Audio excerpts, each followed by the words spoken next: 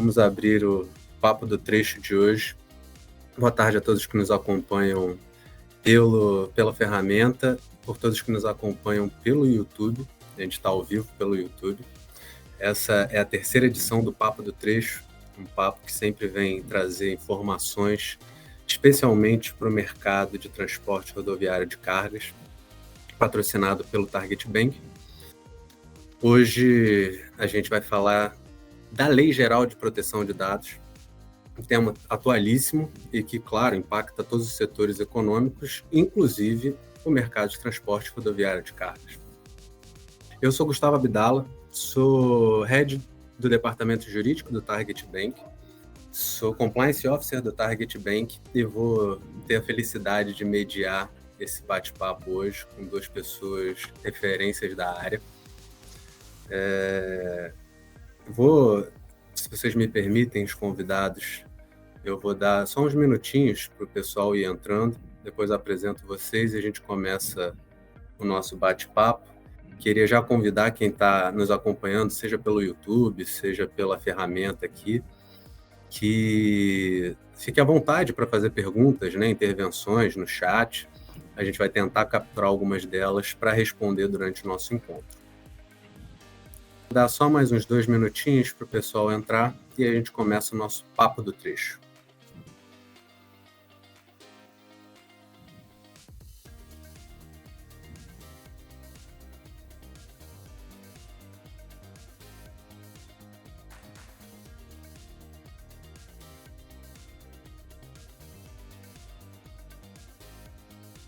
Estou vendo já um pessoal entrando. A adesão está sendo bem bacana. Pessoal, quem for fazer comentários, perguntas, usem o chat. Podem escrever no chat do YouTube, o chat da ferramenta aqui, que a gente vai capturando e respondendo conforme for possível.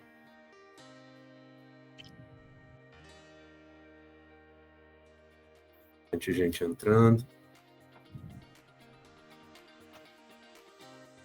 Sejam todos bem-vindos ao nosso Papo do Trecho, terceira edição, do tema da LGPD, Lei Geral de Proteção de Dados, importantíssimo para o nosso mercado, enfim, para a sociedade, né, como um todo.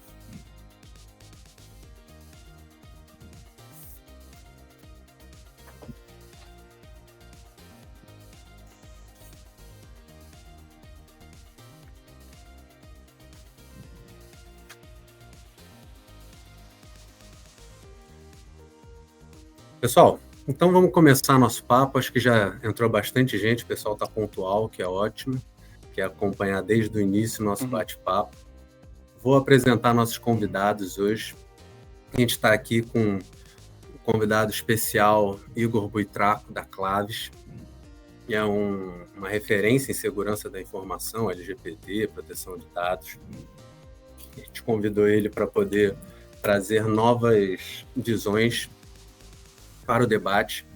O Igor, ele possui pós-graduação em Governança e Melhores Práticas de TI pelo Instituto Infinet, possui pós-graduação em Computação Forense pelo Instituto de Pós-Graduação e Graduação IPOG, é membro do Comitê de Segurança da Associação Nacional dos Profissionais de Privacidade de Dados, ANPPD, também é membro da International Association of Privacy Professionals, IAPP, bem como dos comitês de estudo da ABNT, tanto para gestão de riscos quanto para segurança da informação, segurança cibernética e proteção da privacidade, com diversas certificações de mercado. De outro lado do nosso debate, temos meu amigo José Eduardo Soares, que é graduado em Tecnologia da Informação pela UCB, é pós-graduado em Análise, Projeto e Gerência de Sistemas pela PUC-Rio, possui MBA em Gerência de Riscos pela PUC-Rio também, e curso de formação em Compliance de Dados e formação de DPO também pela Pontifícia Universidade Católica do Rio de Janeiro. Sejam muito bem-vindos ao nosso bate-papo. Gostaria de iniciar nosso bate-papo para falar um pouquinho de tecnologia. Então, gostaria de primeiro perguntar ao nosso convidado, ao Igor, tecnologia é para facilitar, né, e não o contrário. entendendo a Lei Geral de Proteção de Dados, como é que ela vem para facilitar? Como é que ela facilita o nosso dia a dia e quais são os princípios, né, que ela busca preservar?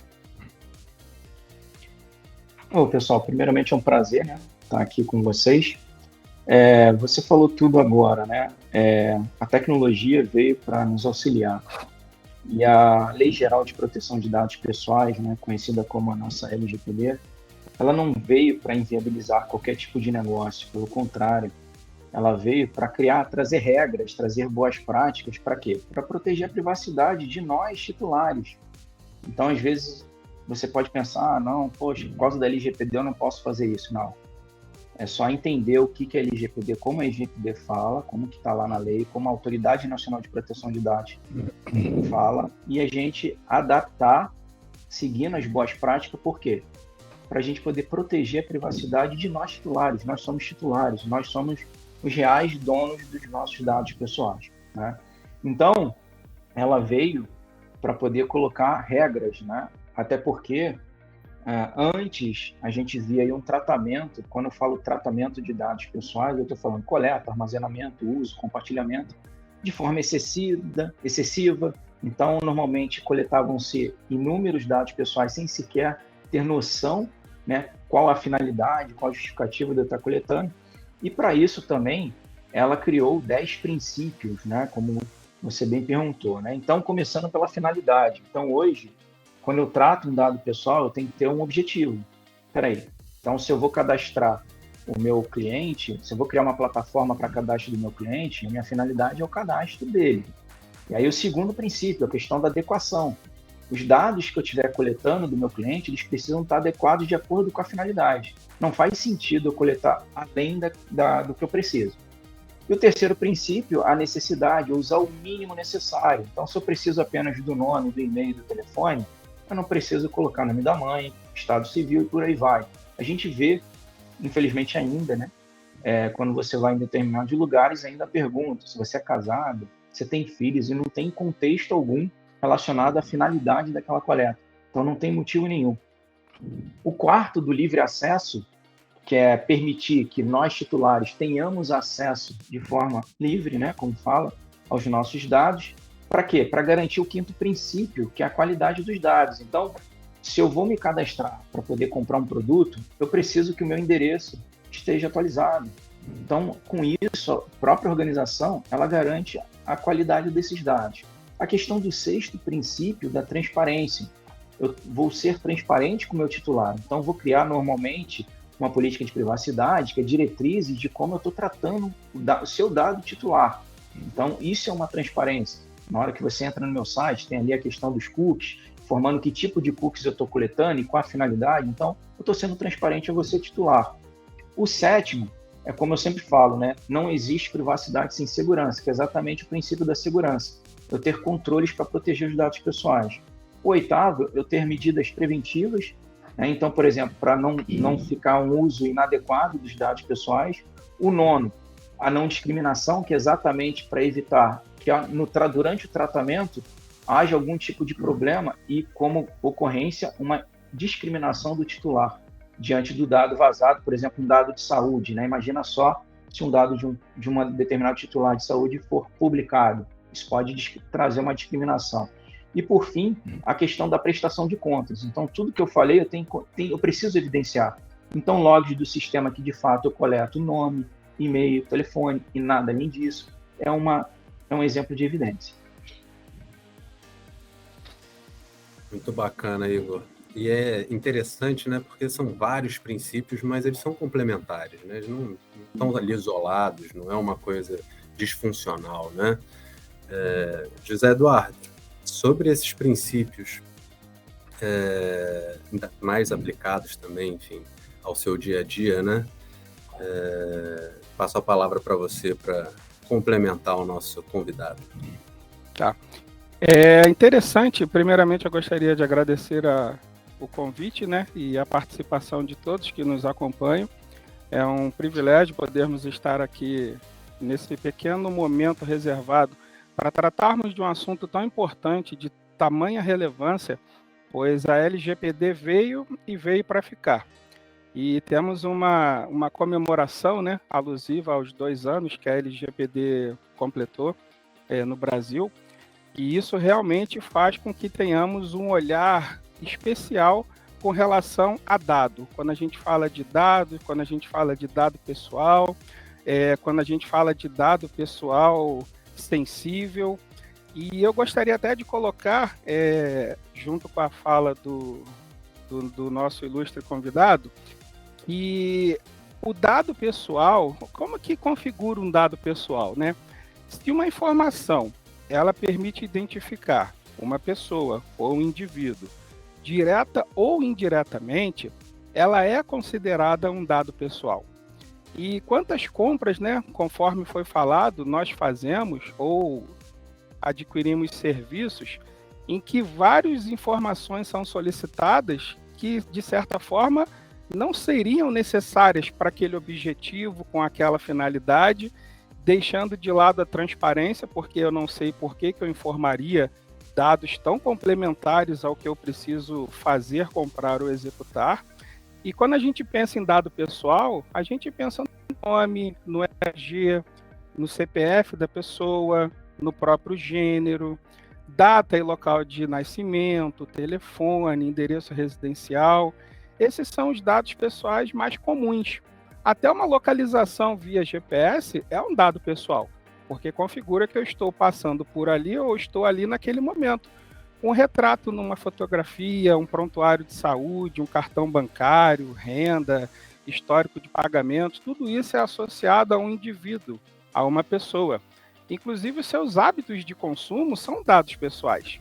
A preferência que ele tem de lazer e etc. Então, a gente começou a entender que nós, indivíduos, cidadãos, clientes ou consumidores, temos todas essas informações a nosso respeito.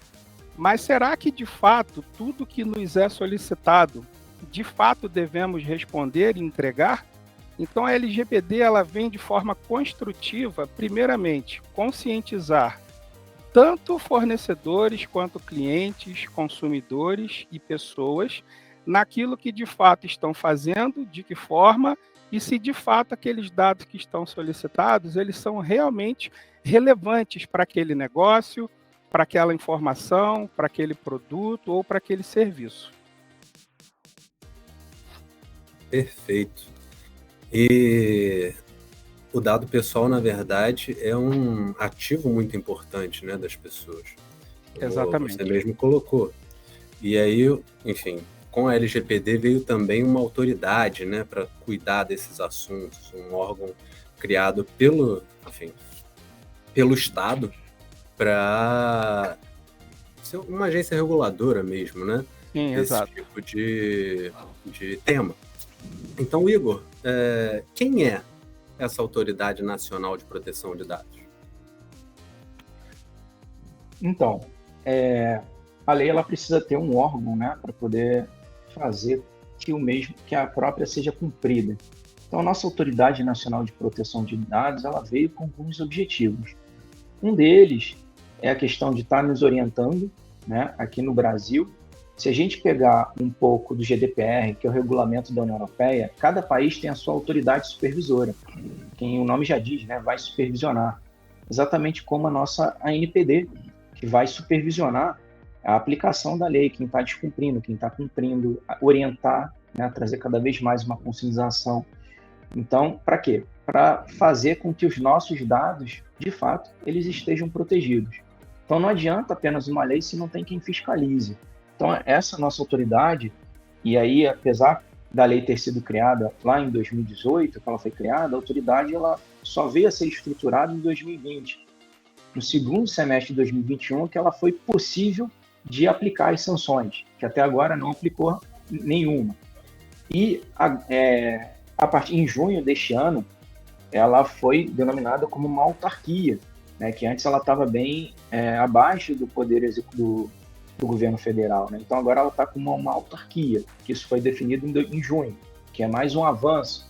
E agora em setembro, ela lançou uma consulta pública para dosimetria, ou seja, para poder a própria população, as empresas, trazerem sugestões para quê? Para o cálculo dessas multas, com as regras para aplicar essas sanções. Então, reparem que ela está cada vez mais se estruturando, né? E ela nasceu com um propósito bem orientativo. Muita gente falava assim, agora a autoridade está vindo aí, vai multar que é para poder arrecadar dinheiro. E, na verdade, não foi esse o objetivo.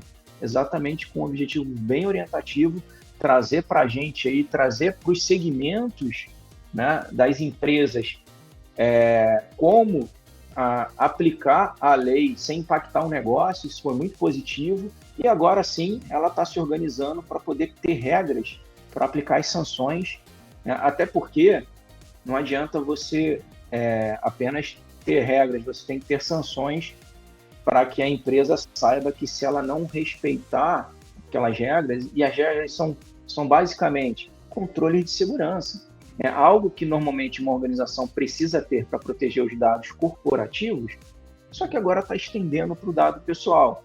Então, repare que esta lei está fortalecendo, inclusive, o próprio negócio, né? Porque ela está fazendo com que você precisa ter controle de segurança.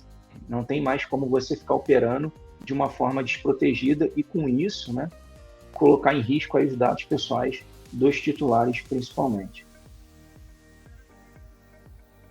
Perfeito. É bom entender, né, o papel da autoridade, por que ela está aqui. Às vezes a gente acha que é mais burocracia, mais regulação, mas muitas vezes a regulação vem para o bem, né? Você precisa proteger essa parte, muitas vezes mais fraca, que é o titular dos dados e que, enfim, necessariamente consegue ter a tutela dos seus dados no seu dia a dia, né? Muitas vezes precisa de apoio. E aí essa autoridade acho que vem até para organizar o sistema no Brasil nesse sentido. A gente tem aqui uma pergunta que chegou pelo Instagram, olha só, da Beatriz de São Paulo. A pergunta que ela faz é: a LGPD é válida apenas para as informações coletadas na internet? José Eduardo, você consegue responder essa pergunta? Consigo sim, meu amigo. A LGPD, ela vem para regular qualquer uso de informação pessoal ou dados no Brasil. Então, se qualquer relação de consumo, independente de ser pela internet, num balcão, independente do seu formato, essa lei ela se aplica. A LGPD ela não existe apenas para a internet ou negócios eletrônicos, etc. Pelo contrário, até para as empresas implica em procedimentos tanto em nível de internet, transações eletrônicas, até em nível mesmo material, de acesso, de trancar gaveta, de manter sala fechada, de ter cofre de senhas nos locais. Então, a LGPD, a abrangência dela é nacional e independe do meio. A partir do momento que a gente tem uma relação, uma troca, quer seja por compra, por serviço, podemos ser fornecedores ou consumidores, a gente tem a LGPD regulando todas essas negociações, todos esses processos, todas essas transações. Perfeito, muito obrigado. Igor, você gostaria de complementar, José? Sim, apenas complementando, né, a clara explicação, repare, até para a Beatriz auxiliá-la, não apenas a coleta, né, mas quando a gente fala de tratamento, a gente está falando coleta, armazenamento, compartilhamento, a destruição do dado, o uso do dado. Então, se alguma dessas etapas, que a gente aqui na LGPD chama de tratamento, que é chamado no GDPR de processamento, for no território nacional, a organização ela precisa se adequar à lei, a Lei Geral de Proteção de Dados Pessoais. Apenas um complemento, que às vezes você pode não coletar aqui, mas está armazenando aqui, a organização precisa se adequar também. É muito importante essas colocações. Acho que nosso, enfim, questionante, vamos dizer assim, né, quem fez a pergunta, deve estar satisfeito com a resposta. Excelente pergunta. Vamos passar então para o nosso segundo tema de hoje, Encerramos nosso primeiro tema. Nosso segundo tema é A um Toque de Distância, Tratamento e Segurança. José Eduardo, uma pergunta. Esclarecido o conceito de LGPD, né, enfim, de dados e da ANPD, o que seria um encarregado de dados e qual a sua importância na organização? Olha, Gustavo, o encarregado de dados hoje, na verdade, antes de falar da sua importância, ele foi reconhecido no Código Brasileiro de Ocupação. Ou seja, já existe um código vinculado a essa profissão, porque tudo começa da legalização. A LGPD veio com muita força, tem implementado, na verdade, maturidade nas empresas com relação à coleta, tratamento e armazenamento de dados, mas é uma profissão que a gente não tinha uma regulação. Quem poderia ser o encarregado, como deveria ser o encarregado, qual o skill do encarregado. Então, tudo isso começa a ser montado depois da chegada da LGPD. E um passo importante nas empresas é que essa profissão já é reconhecida como uma das profissões oficiais do nosso território nacional, de acordo com o Código Brasileiro de Ocupação. E o encarregado de dados nada mais é que o responsável por atuar como um canal de comunicação entre a instituição, que controla e armazena esses dados, os titulares dos dados, que porventura são os clientes, e a própria Autoridade Nacional de Proteção de Dados, a ANPD. É importante que o DPO, que nesse caso chama-se o Data Protection Officer, ou encarregado de dados, ele integra os departamentos, ele conscientiza os departamentos com treinamentos, que ele mostre a responsabilidade de cada área, de cada colaborador frente à privacidade e à proteção de dados. Então, ele tem um papel importantíssimo. Primeiro, representar a instituição no qual ele representa perante a Autoridade Nacional de Proteção de Dados.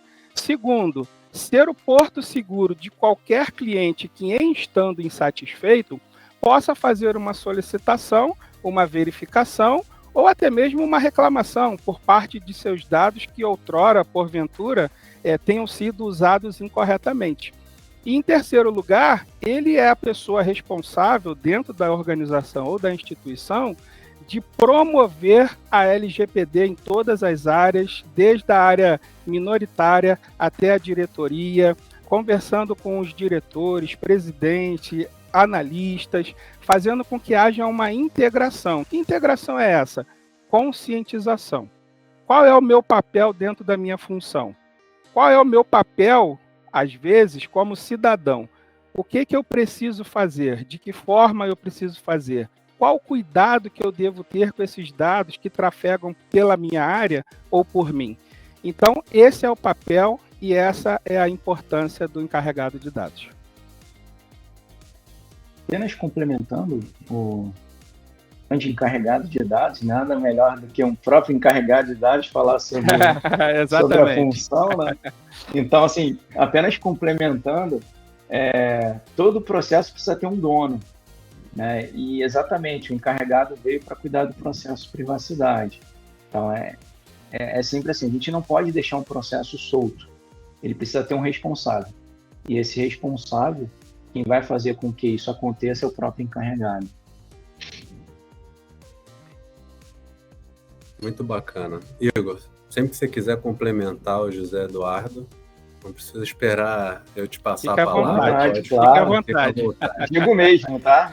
A recíproca é verdadeira, Igor. Maravilha, maravilha.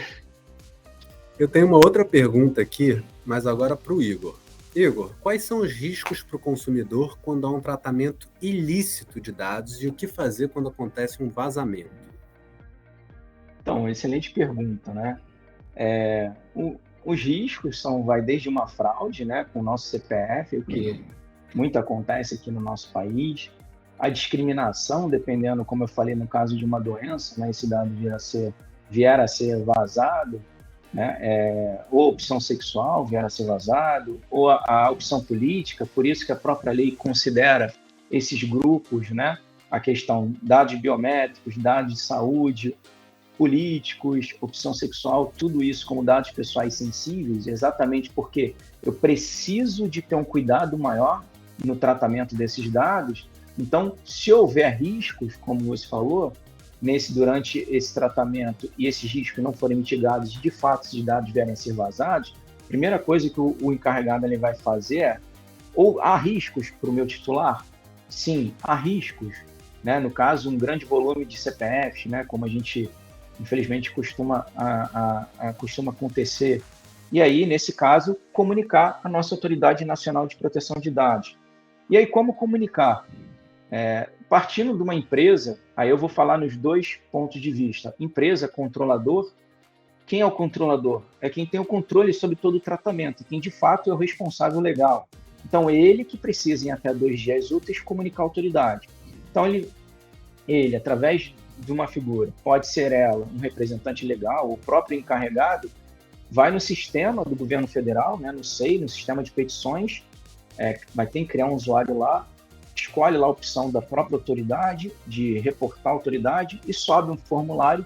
Este formulário definido pela nossa ANPD, existe no site dela, existe quando você vai subir isso lá no próprio SEI, já o formulário ali inserido. Então, basta preencher isso e informar a própria autoridade. Agora, se eu titular tenho o meu dado, agora na perspectiva de titular, se tem o meu dado vazado e tem impacto, e aí você pode buscar a autoridade. Primeiro, você entra no site da autoridade, você vai ver lá todo um fluxo para você reportar sobre qualquer tipo de uma denúncia que você queira fazer, né? O principal é entender do controlador que tipo de vazamento foi, qual o impacto que isso pode estar trazendo para você, que tipo de dados seus realmente foram vazados. Teve um impacto para você, se sentiu prejudicado, você tem o viés da autoridade para comunicar e também da própria justiça entrando com uma ação com o controlador. O que de fato já vem acontecendo, né? Da autoridade, a gente ainda não tem uma sanção aplicada, porém, né, de tribunais de justiça em geral, sim. Tá? Então, basicamente, esse é o fluxo. Muito bacana, obrigado pela exposição. José Eduardo, quer complementar? Estão chegando umas perguntas aqui. Suficiente. Podemos continuar. A gente está recebendo, aliás, várias perguntas. Isso é bom, o pessoal está participando. Separei aqui 3 perguntas, acho que a gente pode responder essas 3. Primeira pergunta é da Roberta da Bahia, que também veio pelo Instagram. A galera do Instagram tá forte. Legal. Pergunta para o Igor: como saber se uma empresa está usando meus dados pessoais? Excelente pergunta, pessoal. Vocês têm dúvida, né? Primeiro, assim, para fazer uso dos seus dados, você precisa ter algum tipo de cadastro. Porém, a gente sabe que, às vezes, sem saber, a gente recebe um telefonema, não sabia nem como o seu telefone foi parar lá. Então, é o seguinte, se alguém te reportou, entrou em contato com você, você não sabe como esse dado vai parar, primeira decisão a ser tomada: comunicar o controlador, entrar no site da própria organização, verificar qual o contato do encarregado e já entrar em contato, seja um e-mail, por exemplo, gostaria de saber, isso faz jus ao seu direito titular, que lá no artigo 18, gostaria de saber, e o acesso aos dados, que dados são tratados algum desses direitos. Gostaria de saber quais são os dados tratados pela organização e como obteve esses dados. E aí ele vai ter o encarregado, ele vai ter até 15 dias aí, a organização, o controlador vai ter até 15 dias para te responder, 15 dias corridos, e caso ele venha te mostre e você não fique satisfeito, você pode fazer jus ao seu direito. Eu quero que você delete esses dados que não tem, inclusive, o meu consentimento algum para você poder estar tratando. Perfeito. Se a empresa deletando, ela ainda precisa te mandar uma evidência que, de fato, não existe mais nenhum dado seu tratado. Feito isso, 2 dias depois, você recebeu um comunicado, um e-mail, alguma coisa, você já tinha pedido, você pode entrar em contato com a autoridade, aí seguir o mesmo fluxo que eu disse anteriormente e comunicar, botar evidência, eu solicitei, né, meus dados, e no momento eu consenti com os meus dados sendo tratados, não tem porquê deles estarem tratando meus dados, e mesmo assim, de uma forma desconhecida a minha, eles estão tratando, não foram claros, não apagaram meus dados, e aí denunciar a própria autoridade. Um cuidado que eu apenas gostaria de estar dando é o seguinte: nem todos os seus dados tratados de forma devida, eles podem ser apagados. Por quê, Igor? Por que de fato eu não posso, o controlador não pode? Porque existem, né, algumas justificativas que a gente chama de bases legais, que são da questão da obrigatoriedade legal, ou a questão de execução de contrato, duas bases aqui que eu dou como exemplo. Então, por exemplo, se você efetuou uma compra naquele site, nem todos os seus dados ele vai poder excluir, porque a questão de nota fiscal, ou esses dados, a própria organização precisa de respeitar determinadas leis e precisa, inclusive, até compartilhar.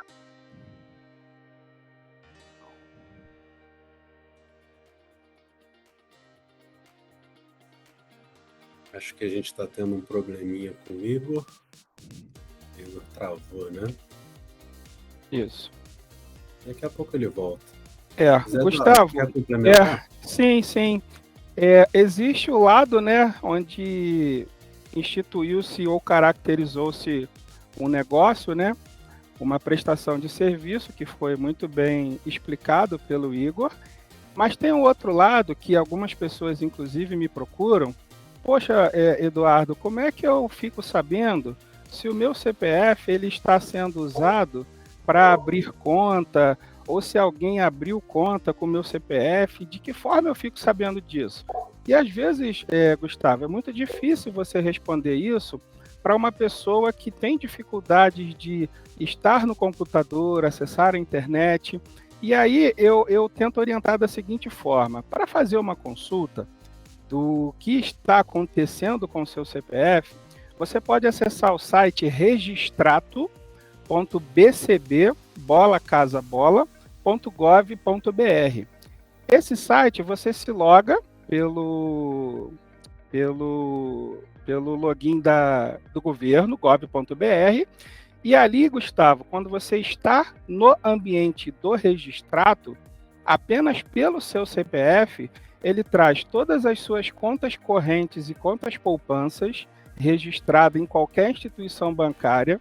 Ele traz informações sobre financiamentos que você tenha feito.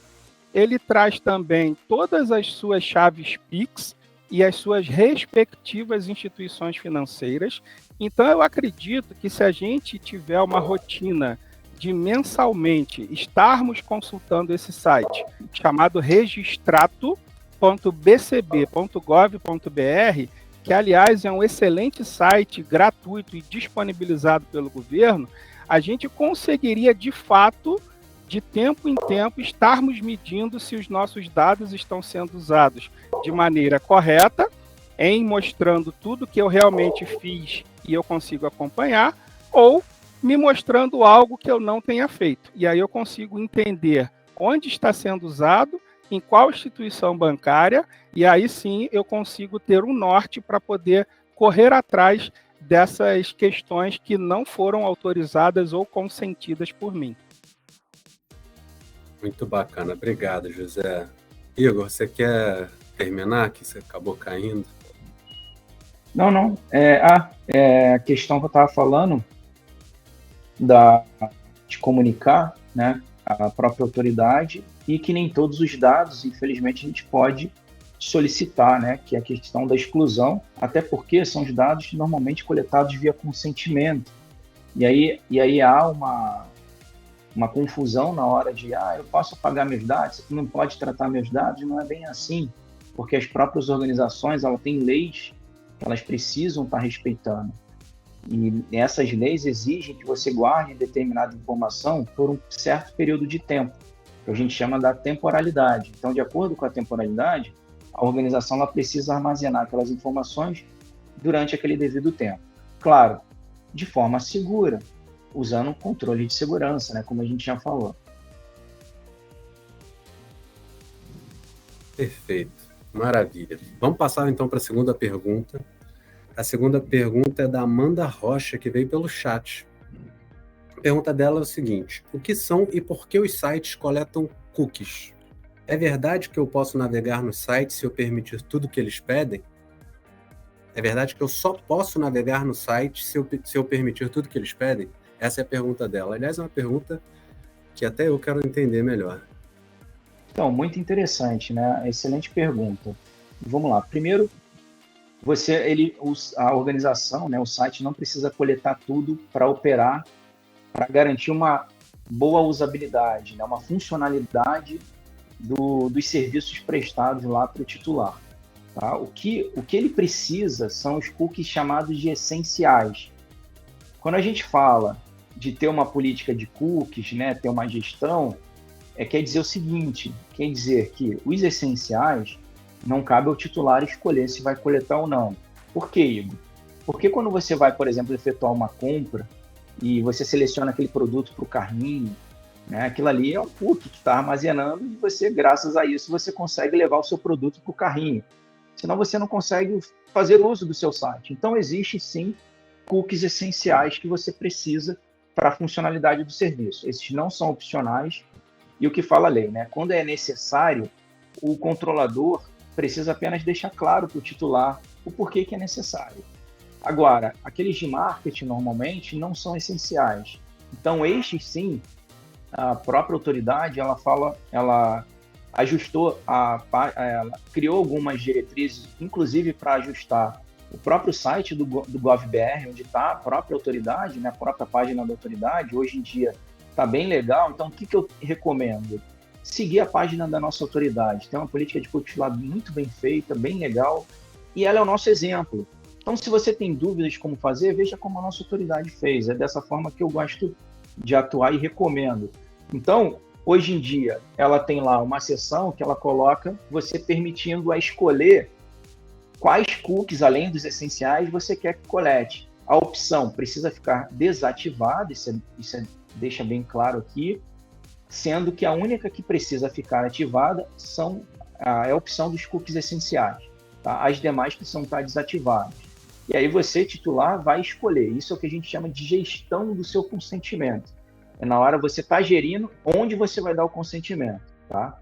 Basicamente é isso. E, claro, vindo com uma política de cookies, ou seja, explicando para que cada cookie serve. Isso tem que estar claro no site. Normalmente, uma boa gestão de cookies, uma boa política, uma página devidamente adequada, você vê lá, ele vai te direcionar para uma política de cookies e lá ele vai te explicar quais são esses cookies coletados e o motivo deles estarem sendo coletados. E até o tempo que eles ficam na sua máquina, por exemplo. Inclusive, Gustavo, complementando a fala do Igor, só com a chegada da LGPD, se a gente for olhar os comportamentos, os próprios sites eles precisaram se adequar rapidamente, porque antigamente a gente entrava num site, quer seja por relação de consumo ou não, e os cookies a gente só tinha o aceitar. Se a gente não aceitasse, talvez a gente nem conseguisse navegar corretamente. E aí eles vão coletando todas as informações que a gente passa, sem nenhuma explicação, sem nenhuma finalidade, sem nenhuma transparência, sem nenhuma segurança. Olha aí o que permeia a LGPD. Então, até para os sites, eles tiveram que abrir. Opa, eu não posso colocar só aceitar os cookies. Eu preciso colocar os cookies essenciais para que o site funcione, mas eu posso colocar também que eu não desejo aceitar os cookies, ou que eu prefiro personalizar o que eu deveria aceitar ou não. E isso foi uma correria, foi da noite para o dia, todos os sites se adequando, e hoje a maioria dos sites você entra, tem lá aceitar, não aceitar, personalizar ou configurar. E a política de cada cookie, quer dizer, a própria LGPD, ela tem trazido transparência, segurança, objetividade e finalidade para qualquer tipo de informação, transação, quer seja no e-commerce ou algo parecido. Então, quem ganha com tudo isso? Somos nós que ganhamos em transparência, ganhamos em finalidade, a gente informa e expõe só aquilo que é necessário, e com isso, todos nós ficamos mais seguros ou menos inseguros nessas operações que fazemos eletronicamente. É bacana que a gente vê... Desculpa, mais um complemento, Gustavo. Como bem foi explicado, a questão é o seguinte, né? Você vê, às vezes a gente tem uma tendência a seguir a maioria. E às vezes, quando a maioria não está devidamente adequada, a pessoa fala assim, não, mas poxa, todo lugar que eu acesso está dessa forma, o que eu tenho que fazer diferente, né? O fato é, preciso entender o que precisa ser feito. É o exemplo que eu dou, né? Se você tem 10 pessoas, 9 fazem errado, não quer dizer que esse errado passe a estar certo, porque a maioria está fazendo errado. Então, isso que o próprio o Edu falou é o seguinte: você está desrespeitando os princípios, seja o princípio do mínimo necessário, a finalidade não está exposta, a transparência não está clara. Então, assim, você está, de fato, coletando dados meus, pessoais, né, entre aspas, assim, invadindo a minha privacidade, porque às vezes a pessoa não entende, poxa, é só acessar algo sobre tênis que daqui a pouco começa um site de tênis a aparecer em qualquer lugar que eu acesso. Aí não sabe por quê. Exatamente por isso, né? Porque tem cookies sendo coletados, tem a sua preferência está sendo coletada e você não sabe disso. Então, basicamente, interessante que isso que eu gostaria de complementar. É a manifestação dos princípios, né, que a gente falou no início, né?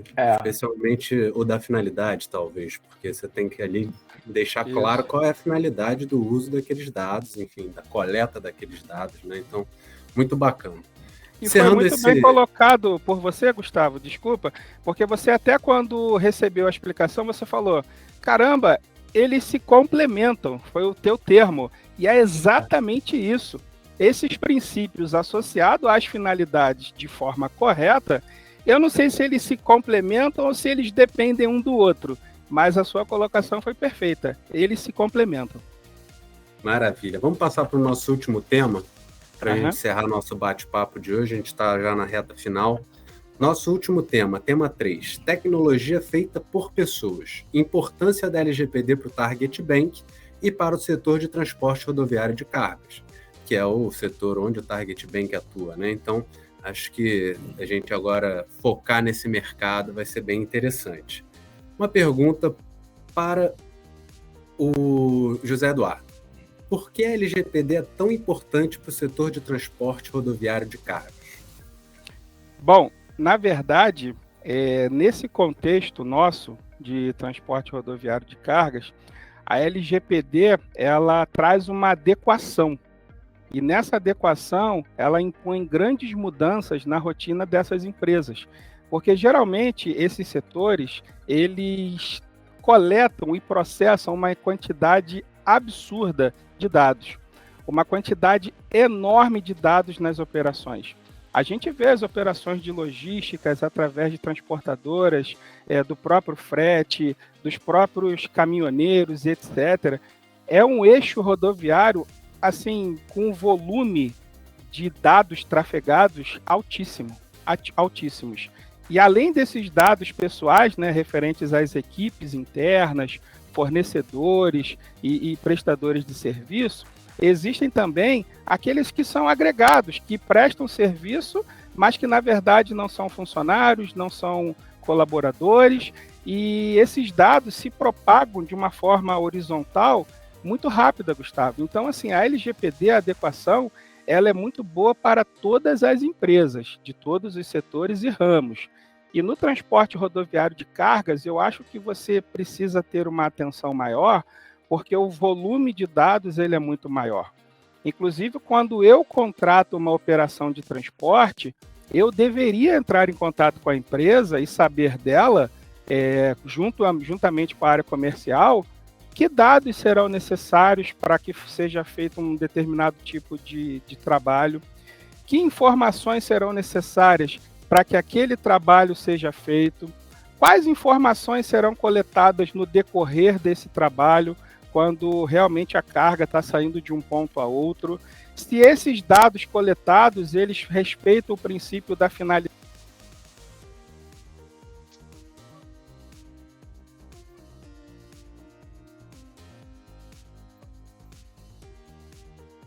Soltar. José, acho que tá sem som. Eu não tô conseguindo te ouvir. Tá, de fato. Voltou? Vocês ouviram até que parte? Você perdeu os últimos 10 segundos. Tá. Então, na verdade, como eu tenho uma gama de informações muito grandes, inclusive no próprio transporte, quando ele é feito, eu preciso respeitar o princípio da finalidade. Eu estou num local que eu preciso apresentar meu documento, é a nota fiscal do que eu estou transportando e aí os dados do carro. Então, por que eu teria outro tipo de informação referente ao meu endereço, referente ao meu, vamos supor, meu gênero e etc. São informações que estão completamente distantes daquilo que está sendo proposto a ser feito. Então, o transporte rodoviário de carga, ele é muito sensível devido à quantidade muito grande de dados que trafegam em todas essas operações. Então, a LGPD, ela torna-se vital para que haja proteção, tanto das equipes internas, fornecedores, prestadores de serviços, entre outros. Porque se não houver controle, é como o Igor colocou bem no início da nossa live, a gente acaba dando informações demais e a gente acaba enviando informações sensíveis que vão nos definir, mas na verdade elas não cumprem o propósito daquele relacionamento. Então, o transporte rodoviário de cargas ele é um nicho muito sensível e que carece de fato de adequação da LGPD para que todas essas coletas e processamentos numa quantidade enorme de dados sejam protegidas, tenham um objetivo, sejam transparentes e, principalmente, estejam seguras, para que apenas as pessoas autorizadas tenham acesso a essas informações dessas pessoas, desses fornecedores, dessas equipes ou desses prestadores. Bacana. Na verdade, eu vou até quebrar um pouquinho o protocolo aqui. A gente normalmente deixa as perguntas para o final. Mas chegou uma pergunta muito legal aqui no YouTube da Lourdes. E tem tudo a ver com o que a gente está falando agora. Ela perguntou como proceder no caso do transporte, onde a nota fiscal e o conhecimento passam nas mãos de várias pessoas e tem dados do remetente, destinatário, CPF, CNPJ, enfim, como fazer nesse caso, né? José Eduardo quer responder? Sim. Por isso que existe essa necessidade, é uma sensibilidade muito grande, porque olha quantas informações passam através ou por várias pessoas.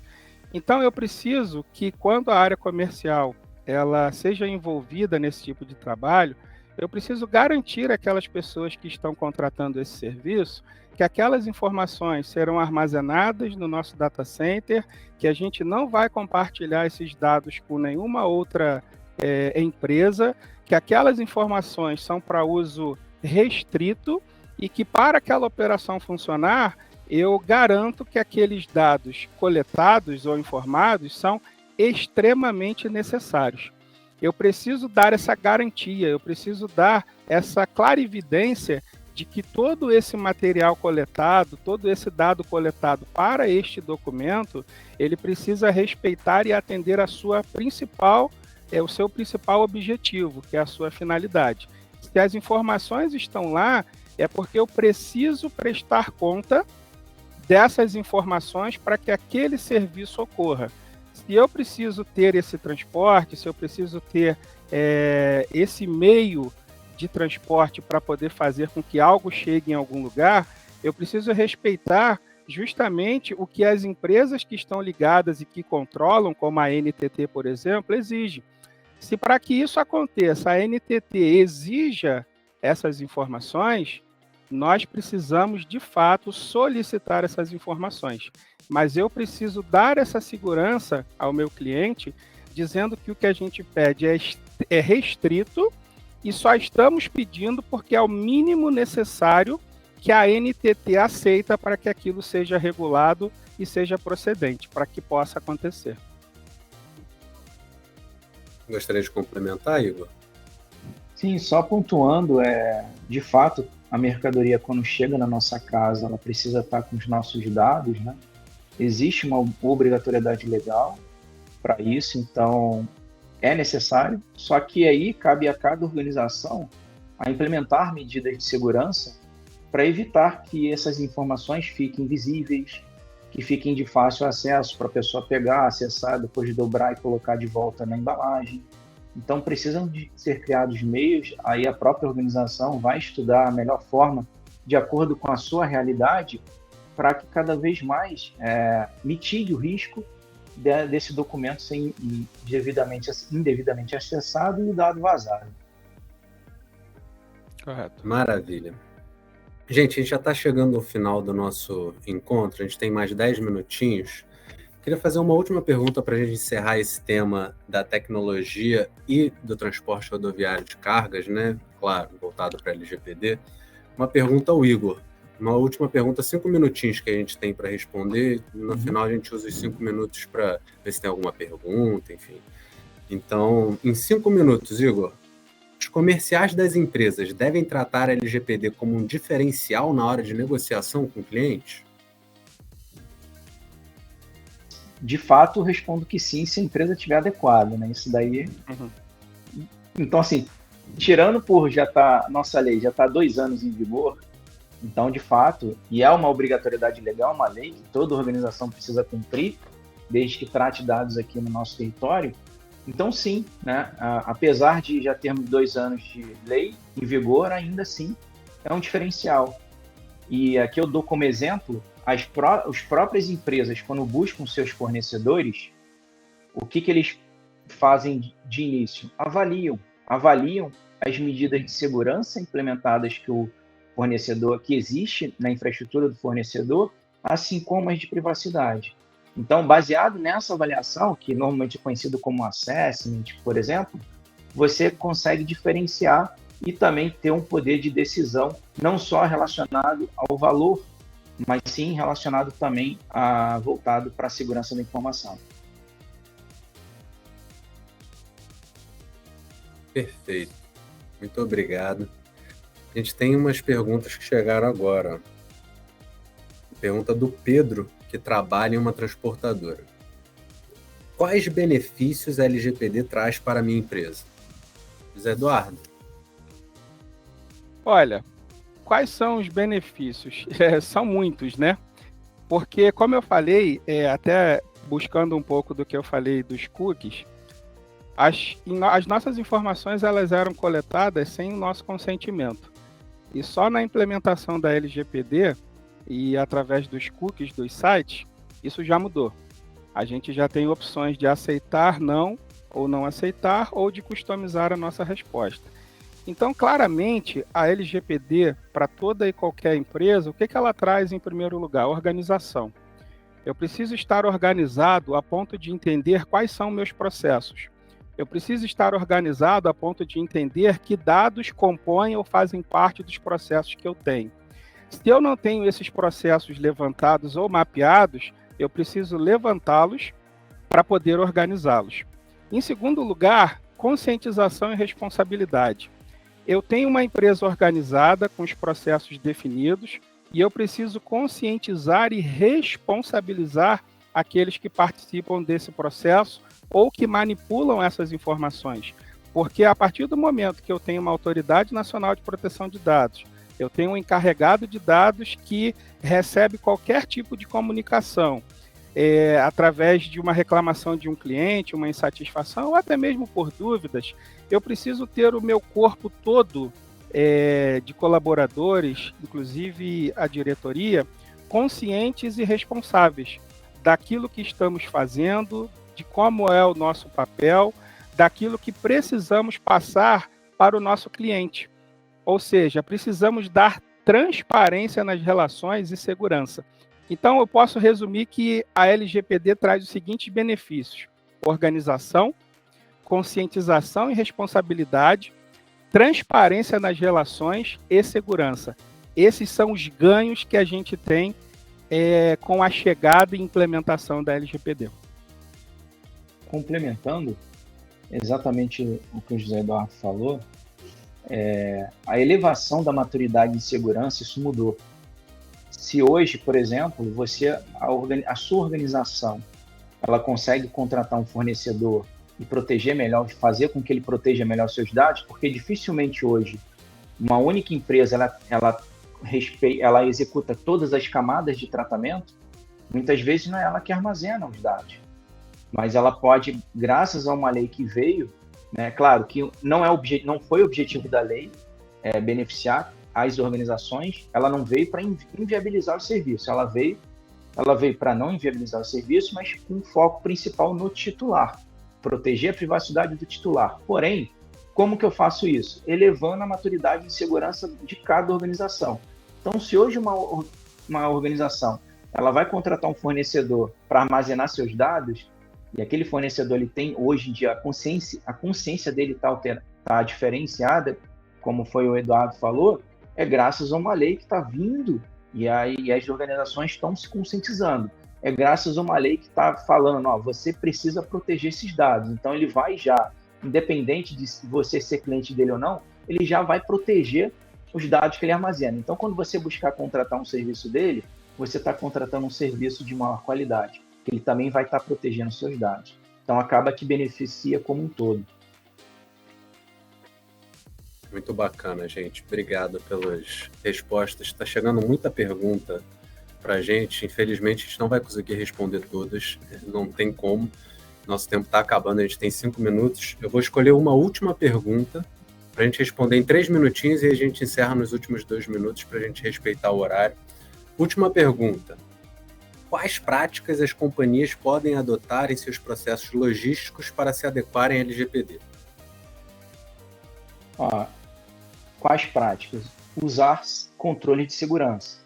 Quando eu falo controle de segurança, e aí falando muito na questão da lei, no artigo 46 principalmente, quando fala medidas técnicas e administrativas, eu estou falando controle de segurança, criptografia, software de endpoint, né, comumente chamado de antivírus, né, e por aí vai.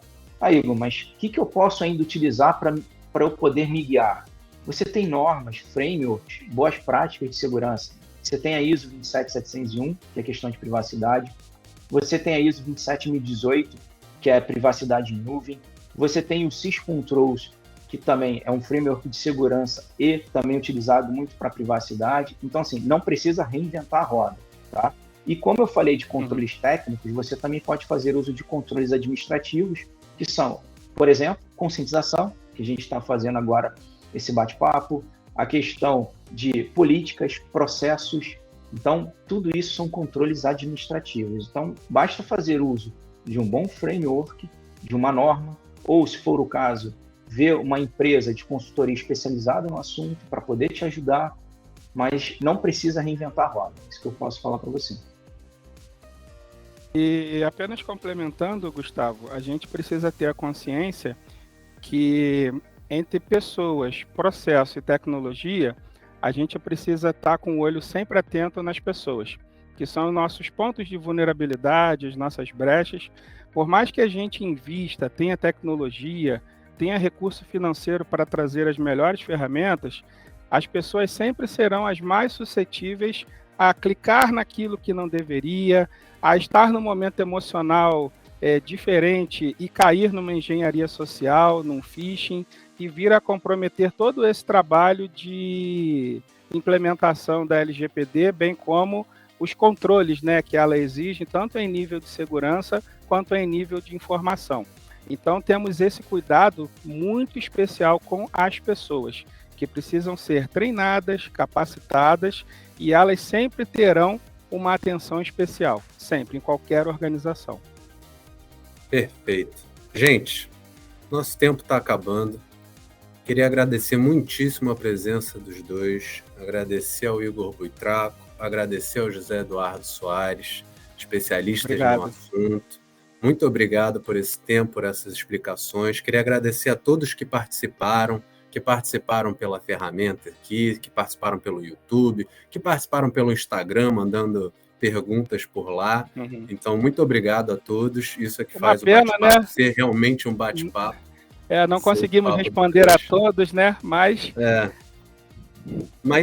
todo mês tem o webinar Papo do Trecho. Então, mês que vem, todo mundo pode voltar e fazer as perguntas. Claro, não vai ser mais de LGPD, né? A gente vai ter um outro tema. Maravilha. Mas todos terão a oportunidade de fazer suas perguntas no nosso próximo encontro, no mês que vem.